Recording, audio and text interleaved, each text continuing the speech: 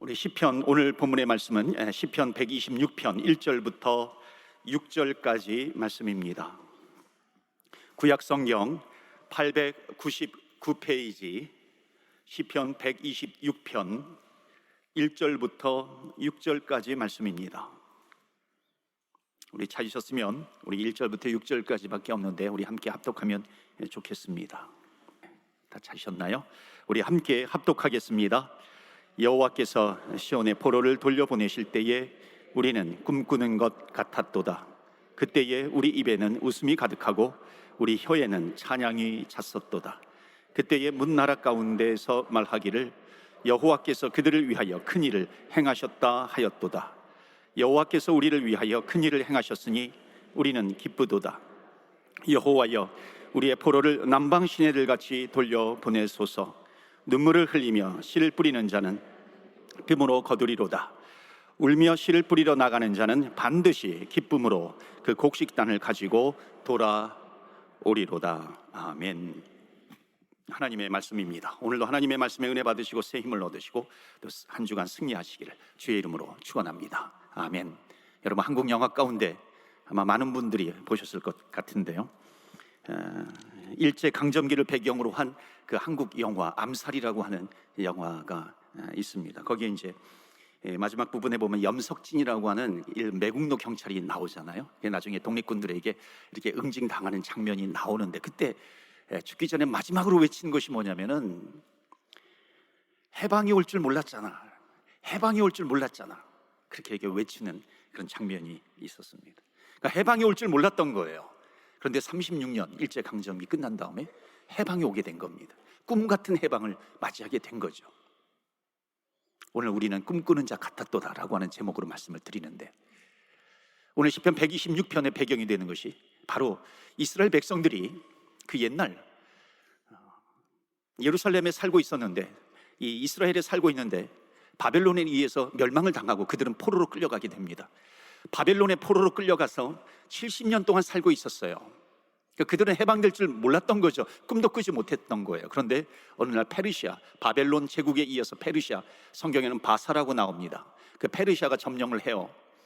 그때 이제 왕이 고레스 왕입니다. 고레스 왕이 등극한 이후에 고레스 칙령을 선포해요. 그래서 이제 자기 포로로 끌려온 사람들은 자기 나라로 돌아가도 좋다, 그런 칙령을 내리는 겁니다. 그러니까 이스라엘 백성들이 자기 땅 시온으로 돌아갈 수 있는 자유를 얻게 된 겁니다. 그냥 여기서 태어나서 여기서 죽는 줄 알았더니, 아니 정말 꿈 같은 일이 벌어졌네. 우리가 우리 고향으로 돌아갈 수 있다니, 자유인이 되었다니. 어제까지는 노예였는데 오늘 자유인이 된 겁니다. 여러분, 포로로 끌려갔을 때 이들에게 가장 힘든 것은 무엇이었을까요? 포로로 70년을 살아요. 이들을 힘들게 했던 것, 정말 제대로 음식을 먹지 못하는 것, 이것이 힘들었을까요? 언어가 달랐기 때문에 말하는 것이 언어를 사용하지 못하기 때문에 그것이 힘들었을까요? 아니면은 어떤 차별, 민족적인 차별을 받는 것이 힘들었을까요? 이들은 또 노예이기 때문에 강제 노역에 처하기가 쉽잖아요. 그 강제 노역, 힘든 일 때문에 어려웠고 또 힘들었을까요? 물론 그런 어려움들도 있었겠죠. 그런데 이스라엘 백성들이 그곳 포로로 살면서 가장 힘들었던 것은 뭐냐면요, 못 먹는 것이 아니었습니다. 가장 힘든 것은 뭐 언어가 다른 것, 차별을 받는 것, 강제 노역에 처하는 것, 이것이 아니라 그들이 가장 힘들었던 것은 뭐냐면 하나님께 예배드리지 못하는 것이었습니다. 하나님께 예배를 하지 못해요. 예배를 드리지 못해요. 포로로 끌려가기 전에는 눈만 뜨면은 시온산이 보인 거예요. 그 시온산 위에 조금만 더 가면 이 성전이 그 위에 세워진 것을 보는 겁니다. 시온성이라고 그랬잖아요. 그 시온성이 보여요. 그런데 지금 포로로 끌려간 다음에 이들은 동서남북 사방을 보아도 성전이 보이지 않습니다. 그 포로기 전에는 정말 성전을 향해서 가면 마치 어머니가 자녀를 이렇게 품에 안아주듯이 품에 안아주면서요, 그곳에서 하루 종일 예배드리고 찬양하고 기도하고 그럴 수 있었는데, 지금 포로기 때에는 눈을 떠도 보이지 않아요. 시온을 향해서 쳐다보아도 성전이 보이지 않는 겁니다. 그렇기 때문에 이들이 이스라엘 백성들에게 가장 큰 것이 무엇인가?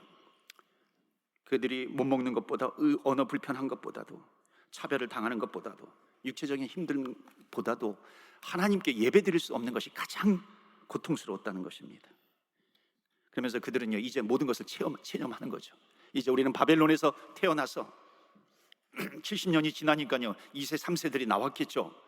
4세까지도 나왔겠죠. 이제 우리는 바벨론에서 태어나서 이제 바벨론 사람으로 살다가 이제 우리는 여기서 죽을 줄 알았는데, 바벨론이 어느 날 페르시아에게 멸망을 당하더니 고레스 왕이 등극해가지고 돌아가도 좋다 그러는 거예요. 그러니까 이 꿈 같은 소식을 듣게 된 겁니다. 그러니까 오늘 본문의 말씀 보시면요, 그 표현이 뭐라고 나오냐면은 그들의 심정이 1절이에요. 여호와께서 시온의 포로를 돌려보내실 때에 우리는 뭐라고요? 꿈꾸는 것 같았도다. 여러분, 시온은 성전이 있는 예루살렘, 시온산을 얘기합니다. 이 시온이에요. 성전이 있는 곳입니다. 얼마나 좋고 행복했으면요, 이제 꿈꾸는 것 같았도다 그렇게 표현을 합니까? 만약에 이 사람들이 진짜 소원이요, 진짜 그들의 소원이 잘 먹고 잘 입는 거예요, 출세하는 것, 그렇다면은 이들은 시온으로 돌아갈 필요가 없는 거죠. 왜 그럴까요? 바벨론이라고 하는 나라는 그 당시에는 가장 문화가 꼽힌 곳, 발전한 곳입니다. 이 열강 중에서도 가장 문명화된 곳이 바로 이곳입니다. 그러니까 잘 먹고 잘 살고 출세하는 것이 꿈이라고 한다면 굳이 시온으로 또 이스라엘 예루살렘으로 돌아올 필요가 없는 겁니다. 그냥 거기에서 살면 되는 거예요. 그 세계 열강의 중심지에서 살면 되는 겁니다. 내가 다른 사람보다도 바벨론 말을 더 잘하고 더 바벨론 사람처럼 행동하고 다른 사람들이 머뭇할 때에 내가 얼른 가서 이 바벨론 신전에 가서 절을 하고 그러면 되는 거죠. 그러면 얼마든지 출세할 기회가 더 있는 겁니다. 그렇다면은 이들은 시온을 그리워할 필요가 없는 거예요. 그냥 여기서 적응하면서 살면 되는 거죠. 그런데 이들의 꿈이 뭐냐면 먹는 것, 입는 것, 출세하는 것, 그것이 꿈이 아니었다는 겁니다. 예루살렘으로 돌아가서 그 시온에서, 그 성전에서 예배를 드리는 것, 기도하고 찬양하는 것, 하나님께 더욱 가까이 나아가는 것, 이것이 그들에게 가장 큰 소원이었다는 것입니다. 그래서 그들은 시온을 그리워한 거죠. 시온은 그 성전이 있는 예루살렘을 상징합니다. 그러니까 성전을 상징하는 거예요. 시온은. 바벨론이라고 하는 곳은요, 하나님을 믿지 않는 나라를 상징합니다. 그러니까 오늘 말씀을 통해서 우리가 돌아보아야 할 것이 있어요. 우리가 예수님을 믿어요. 하나님께 예배를 드리고 하나님께 찬양하고 기도하는 것, 우리는 그럴 때마다 우리는 돌아보아야 합니다. 그러니까 내가 예배 드리고 기도하고 찬양하는 이유가 무엇인가 하는 겁니다. 여러분, 그 예배 드리고 기도하고 찬양하는 이유가 바벨론의 소원을 이루기 위해서 하는 것인가, 아니면 하나님의 영광을 위해서인가요? 다른 말로 하면 내 영광을 위해서인가, 하나님의 소원을 이루기 위한 것인가, 하나님의 영광을 위해서인가? 그러니까 예수님을 믿음에도 불구하고 마음속의 소원은 항상 바벨론에서 출세해요. 바벨론 같은 세상에서 1등하는 건 그런 꿈을 꿔요. 그리고 그러면서 하나님께 열심히 기도하는 겁니다. 여러분, 믿는 사람들은 누구인가요? 우리와 같이 바벨론에서 살고 있지만은 바벨론에서 시온을 바라보는 사람입니다. 하나님 시온을 바라보면서 하나님의 영광을 바라보면서 하나님께 영광을 올려드리기 위해서 사는 사람이 누구예요? 바로 우리 믿는 사람들입니다. 그런데 정말 많은 경우에 하나님을 찬양하며 하나님을 예배하지만 그 마음속에 꿈꾸는 것을 보면은 바벨론을 꿈꾸고 있다는 겁니다. 여러분, 예수님을 믿고 하나님의 영광을 위해서 산다라고 하는 것에 대해서 우리는 오해하지 말아야 합니다. 어느 운동선수가요, 하나님, 제가 이제 경기에서 챔피언이 되는 날, 트로피를 받는 날, 정말 많은 사람들 앞에서 이 모든 것이 하나님의 영광입니다. 하나님의 은혜 때문에 이루어졌습니다. 모든 영광 하나님께 올려드립니다. 너무나도 귀해요. 정말 감격적이죠. 박수를 받을 만합니다. 연예인이 연예대상을 받은 날, 제가 이렇게 고백하겠습니다. 이 모든 것은 하나님의 은혜입니다. 하나님께 영광을 올려드립니다. 실제로 그러잖아요. 얼마나 귀합니까? 감격적입니까? 박수 받을 만한 거죠. 그런데 그것보다도 더 중요한 것이 있다는 겁니다. 그 더 중요한 것은 뭐냐면 그 단에서 내려와서 살아가는 그 모습이 뭐냐면 그 믿는 사람으로서 하나님께 영광을 돌리면서 살아가는 것과 연결이 되어야 된다는 것입니다. 그러니까 내 소원이 그냥 단 위에서 내가 한번 얘기하는 것, 이것도 귀해요. 이것도 감격적이지만요, 그것만이 소원이라고 한다면은 얼마나 초라한 인생이 될 수 있겠습니까? 여러분, 마지막 그 한마디 하려고 우리의 인생을 불태워요? 아니죠. 중요한 것은 뭐냐면 매일매일이에요. 매일매일 내 삶이 하나님의 영광과 맞닿아 있는 것인가, 그것이 훨씬 더 중요하다는 것입니다. 물론요, 우리는요 하나님 나라의 백성으로 태어나지 않았어요. 오늘 말씀에 근거한다면 우리는 바벨론의 시민으로 태어난 겁니다. 그러니까 사단의 권세 아래 놓여 있는 소위 바벨론의 백성으로 태어났어요. 그러면서 바벨론에서 출세하려고, 바벨론에서 1등하기 위해서 그 꿈을 꾸면서 살아가다가 그냥 죽는 줄 알았는데, 어느 날 예수님께서 내 은혜 가운데 나를 찾아오시는 겁니다. 내 마음을 두들겨요. 똑똑똑 볼지어다 내가 문 밖에 서서 두리노니 누구든지 내 음성을 듣고 문을 열면 내가 그 얘기로 들어가 그로 더불어 먹고 그는 나로 더불어 먹으리라. 어느 날 주님이 찾아오시는 거예요. 내 마음의 문을 열으라고. 나는 포도나무여 너희는 가지니 그가 내 안에 내가 그 안에. 어느 날 예수님이 내 안에 들어오시는 거예요. 그 따뜻한 손길을 내미세요. 너무나도 따뜻해. 그 예수님의 손을 붙잡으니까 그 주님께서 내 손을 붙잡으시면서 나랑 같이 천국에 가지 않을래? 어쩐 일인지요, 내 마음이 감화 감동이 있어가지고요, 그 초청을 거부하지 못하는 거예요. 그래서 예수님을 나의 구세주와 나의 주님으로 영접하는 것입니다. 하나님의 나라의 백성이 되는 것이죠. 그래서 성경은 마음으로 믿고 입으로 믿는 자 하나님의 자녀가 되는 권세를 주셨다 말씀합니다. 그러니까 우리는 이제 옛날 바벨론의 시민에서 천국의 시민으로 바뀌어진 거예요. 이사 간 겁니다. 우리는. 여러분, 옛날 주소 어딘 줄 아세요? 옛날 주소 이 정도는 알아야죠. 하늘나라 지옥군, 죽으면 다가리, 4444번지. 거기에서 옮겨진 거예요. 어디로 옮겨진 건가요? 하늘나라, 천국군, 믿으면 다살리, 천사번지. 이 정도는 우리가 암기하고 있어야 되는 것이죠. 우리는 바벨론의 시민에서 하늘나라 시민으로 바뀐 겁니다. 어두움의 세상, 흑암의 세상에서 빛의 나라로 바뀌어진 것이죠. 그러니까 우리는 하늘나라 시민권을 가지고 살아가는 백성이 된 겁니다. 누가 뭐라 하더라도 우리 하나님 나라의 백성이죠. 그런데 문제가 뭐냐면요, 뭔 줄 아세요? 그 백성의 마음의 문을 열어보면요, 아직도 바벨론의 꿈을 꾸고 있다는 것입니다. 바벨론을 그리워하고 있어요. 아직도 바벨론에서 1등하는 것이 못 되어서 속이 상해서 하나님 내가 믿어드렸잖아요, 거기서 1등하게 해주세요. 조금 더 변하지 않는 우리들의 기도예요. 조금 더 변하지 않는 우리들의 꿈과 소망이에요. 조금 더 변하지 않는 우리 인생의 좌표가 있다는 것입니다. 하늘나라 백성이 되었음에도 불구하고 여전히 바벨론을 그리워하고 있는 거예요. 그러니까 바벨론을 떠나서 바벨론을 등지고 살려는 건 물론 아니에요. 어떤 이렇게 세상을 피하면서 살아가는 그런 자가 되어라, 그것이 아니죠. 우리가 천국 가기 전까지는 우리가 바벨론 땅에 우리가 발을 딛고 살지만 우리의 생각, 우리의 마음, 우리의 눈은 어디를 향하고 있어야 되는가? 시온을 향하고 있어야 된다는 것입니다. 하나님의 나라를 향하고 있어야 되는 것이죠. 그러니까 성전을 향한다는 것이 무엇일까요? 우리는 이 땅에 살고 있지만 하나님의 나라를 바라보면서 살아가고 있고, 이 땅에 하나님의 나라를 이루는 것이 나의 꿈입니다, 나의 소원입니다. 그 믿음을 가지고 살아가는 것이죠. 여러분, 살아있는 물고기와 죽은 생선의 차이를 아십니까? 살아있는 물고기는요, 그 염분이 있는 그 염분의 농도가 그 많은 바다에서 산다 할지라도 살아있는 물고기는 그 염분이 그 물고기에 들어오지 않아요.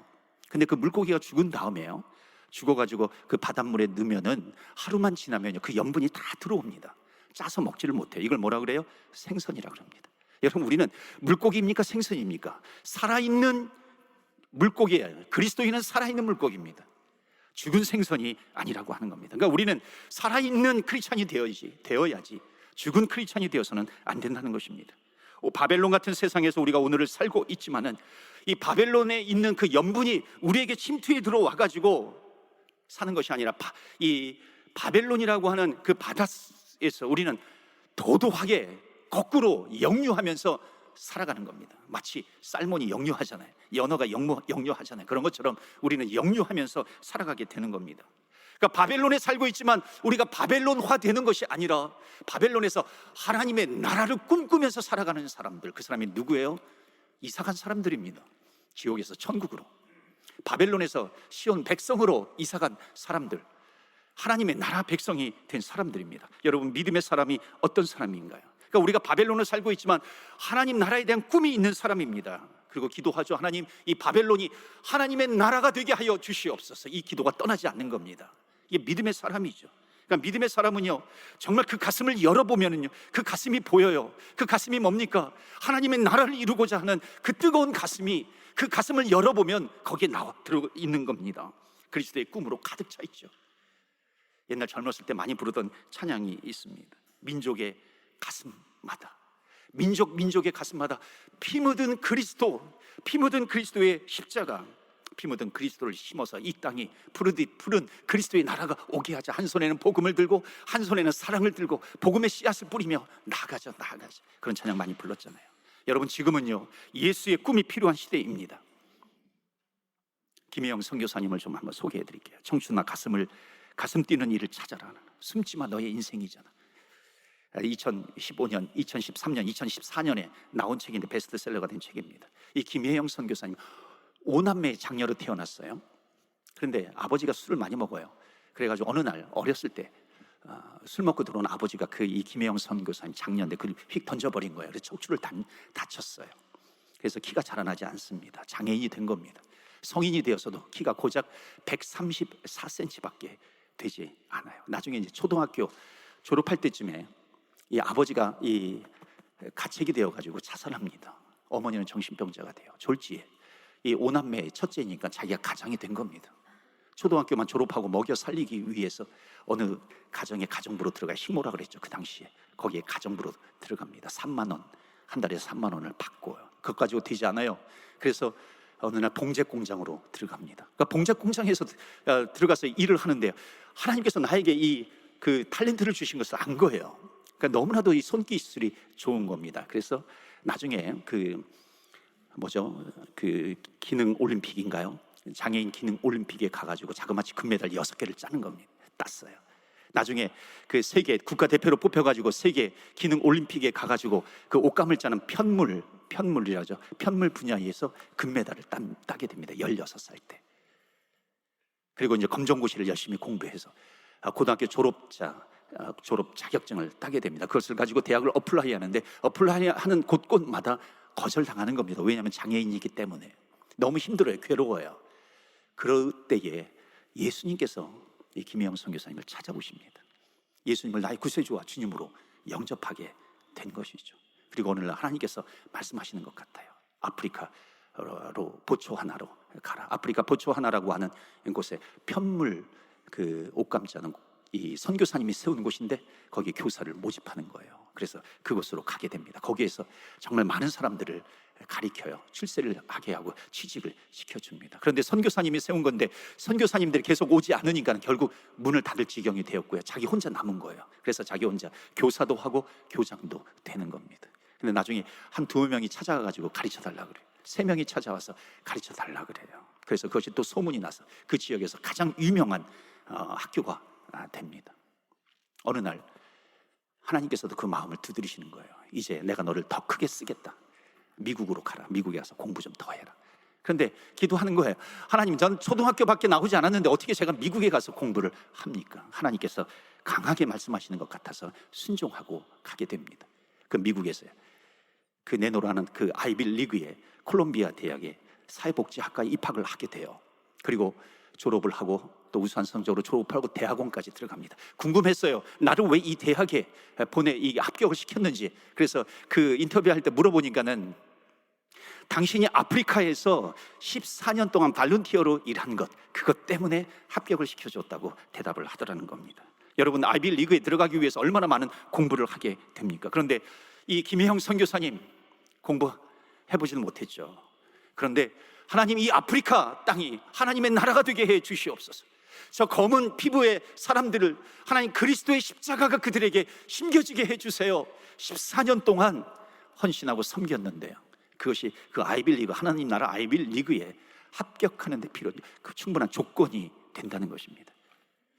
우리 성도님들에게 도전하고 싶어요. 우리 청년들에게 도전하고 싶습니다. 여러분, 우리들의 꿈이 좀 더 당찼으면 좋겠습니다. 어찌 보면 꿈이라고 하는 것은 위험할 수도 있죠. 그러나 우리는 그 꿈을 꾸면 좋겠습니다.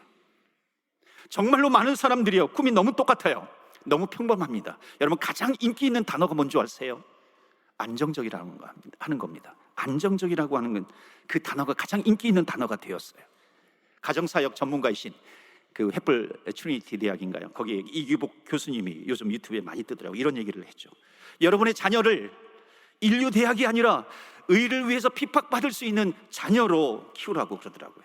여러분, 우리는 수만 번, 수천 번 아멘, 아멘, 아멘 해야 됩니다. 왜냐하면 의를 위하여서 핍박받는 자가 그들에게 천국이 저희들의 것입니다. 주님께서 말씀해 주시잖아요. 여러분, 우리는 바벨론 같은 세상에서 바벨론 사람들보다도 더 성공하는 것, 그럴 수 있죠. 그러나 이것이 우리들의 유일한 꿈이 되어서는 안 되는 것입니다. 바벨론에서 박수 받는 것, 그것이 우리들의 유일한 꿈이 되어서는 안 되는 것입니다. 우리는 누구예요? 바벨론 땅에서 살고 있지만 우리는 시온을 바라보는 사람이, 시온을 꿈꾸면서 살아가는 사람들이 누구입니까? 믿는 자예요. 그 주소가 옮겨진 사람입니다. 바벨론 시민에서 하나님 나라 시민으로 옮겨진 사람들의 꿈이 바로 이런 꿈이라고 하는 것이죠. 물론 세상을 등지면서 살아가라, 무슨 영적인 몽상가가 되어서 살아가라, 그것이 아닙니다. 우리는 사명자이죠. 하나님, 이 바벨론을 하나님의 나라로 만들 수 있는 그 사명을 우리들에게 허락해 주시옵소서. 그래서 그런 유명한 말이 있습니다. 그리스도가 없는 가슴마다 선교지이고 그리스도가 있는 가슴은 선교사이다. 여러분에게 그리스도가 있습니까? 아멘이세요? 그러면 선교사인 줄 믿습니다. 여러분 주변에 그리스도가 없습니까? 그들은 누구예요? 선교지이다라고 하는 것입니다.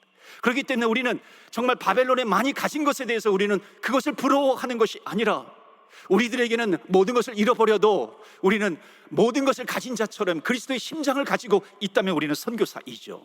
그렇기 때문에 우리는 바벨론을 부러워하는 것이 아니라 그리스도가 없는 그 심장에 대해서 우리는 사명감을 가지고 바라보는 겁니다. 그런 선교사가 바로 우리라고 하는 것이죠. 여러분, 오늘 본문을 보시면요, 70년 포로 생활, 이스라엘 백성들이 70년 포로 생활을 청산하고 고향으로 돌아갑니다. 얼마나 좋았을까요? 2절 한번 보시겠어요? 2절에 보시면은, 그때에 우리 입에는 웃음이 가득하고 우리 혀에는 찬양이 찼었도다. 기분이 좋지 않았겠어요? 1440km를 걸어서 5개월 동안 걸어가는 겁니다. 오늘 본문은요, 자, 포로로에서 돌아올 때 1차 스룹바벨을 지도자로 해가지고 포로 귀환합니다. 2차 에스라, 3차 느헤미야. 이게 새벽 기도회 때 지금 이걸 진행하고 있습니다. 그런데 1차 스룹바벨을 중심으로 해서 포로에서 돌아와 보니까요, 성전을 기대했죠. 시온을 향해서 바라보았는데, 그렇게 꿈을 꾸었는데 보니까는 성전이 무너져 버린 거예요. 불타버린 겁니다. 성전이 없는 거예요. 그 모습을 보면서요, 이 1차 때 포로로 돌아온 사람들이 정말 울고 불고 통곡하는 겁니다. 하나님, 왜 성전이 이렇게 무너져 버렸습니까? 왜 성전이 다 불타버렸습니까? 왜 없어져 버렸습니까? 여러분, 우리는요, 세상의 성전을 보면서요, 통곡할 수 있어야 됩니다. 하나님, 왜 성전이 무너졌는가요? 우리들의 죄 때문에 죄가 관영이 되어서 성전이 무너졌나요? 이스라엘 백성들은 돌아와서 통곡하는데요, 순간 통곡만 하고 있을 것이 아니라, 울고만 있을 것이 아니라 우리는 성전을 세워야 된다. 성전을 세워야 된다. 여러분, 우리 세상의 성전을 보면서요, 우리는 통곡하고 울고만 있는 것이 아니라 다시 세울 수 있는 사명을 우리가 가져야 한다는 것입니다. 그래서 다시 세우기로 해요. 성전을 다시 세우기로 하는데, 문제는 뭐냐면 70년 전에 그들의 머릿속에 가득해 있던 성전, 그 화려했던 솔로몬 성전이 있습니다. 그 예루살렘 성전, 솔로몬 성전이 있는데 보니까는 지금의 인원으로는 이 성전을 세울 수 없는 거예요. 그래서 기도합니다. 하나님, 저 바벨론 땅에 포로로 살고 있는 사람들을 하나님 다시 이쪽으로 꿈꾸게 해서 보내주셔서, 그렇게 기도하면서 나아가는 겁니다. 그게 4절이에요. 그 기도 보시면요, 여호와여, 우리의 포로를 남방 시내를 같이 돌려 보내소서. 여러분, 남방 지역은요, 네게부입니다. 사막 지역이에요. 씨를 뿌리면은 그냥 바로 반나절이면은 그냥 타서 말라 비틀어 버리는 그 곳이 바로 이 네게부 사막 지역입니다. 그런데 지금 여기 남방 시내라고 하죠. 남방 시내는 뭐냐면은 그러한 사막 지역에 어느 날 폭우가 쏟아지는 거예요. 그러면서 폭우가 쏟아지니까 물이 생기잖아요. 그 물이 흘러가는 겁니다. 그래서 그걸 남방 시내라고 부르는 거예요. 그래서 성경은 이렇게 얘기하죠. 여호와여, 우리의 포로를 남방 시내를 같이 돌려 보내소서. 황량한 이 성전이 무너진 이곳에 하나님, 그 바벨론의 포로로 살고 있는 그 자들을 남방 시내처럼 흘러 보내주셔서 성전을 세워주셔서, 그렇게 얘기하는 겁니다. 여러분, 희한한 표현이 나오는데 5절 6절 바로 결론으로 나갑니다. 5절 6절에 보시면, 눈물을 흘리며 씨를 뿌리는 자는 기쁨으로 거두리로다. 울며 씨를 뿌리러 나가는 자는 반드시 기쁨으로 그 곡식단을 가지고 돌아오리라.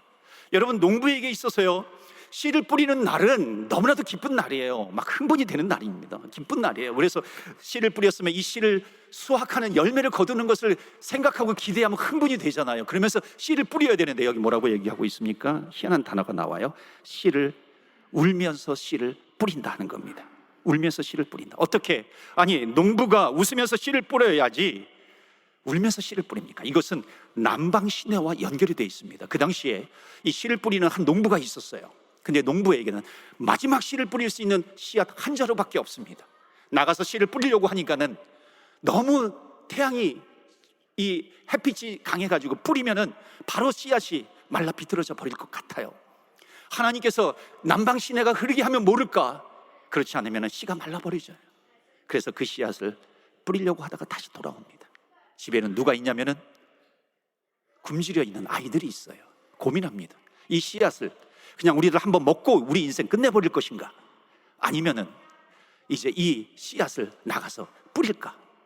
먹어버릴까? 뿌릴까? 먹을까? 뿌릴까? 먹을까? 뿌릴까? 밤새도록 고민합니다. 그러다가 그 다음날 결연한 모습으로 그 마지막 씨앗 한 자루를 등에 메고 나가서 그 씨를 뿌리는 겁니다. 뿌릴 때 기도하죠. 하나님, 먹을까 뿌릴까 먹을까 뿌릴까 하다가 하나님께서 남방 시내를 흘려보내게 해주실 것 같은 그 믿음을 가지고 이 씨앗을 뿌립니다.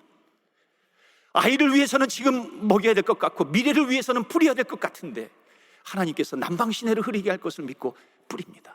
여러분, 이렇게 뿌리는 농부, 그래서 울면서 씨를 뿌릴 수밖에 없는 바로 그 모습입니다. 여러분, 오늘 본문은 마지막 이야기예요. 말씀해요. 울면서 뿌려라. 울면서 뿌려라. 주님께서 약속하십니다. 울면서 뿌리는 자 기쁨으로 단을 거두리로다. 기쁨으로 단을 거둘 것이다. 주님께서 약속해 주십니다. 여러분, 나 한 사람이 기도한다고 우리 가정이 주께로 돌아오냐고요? 나 한 사람이 회사를 위해서 한다고 우리 회사가 하나님의 나라가 되냐고요?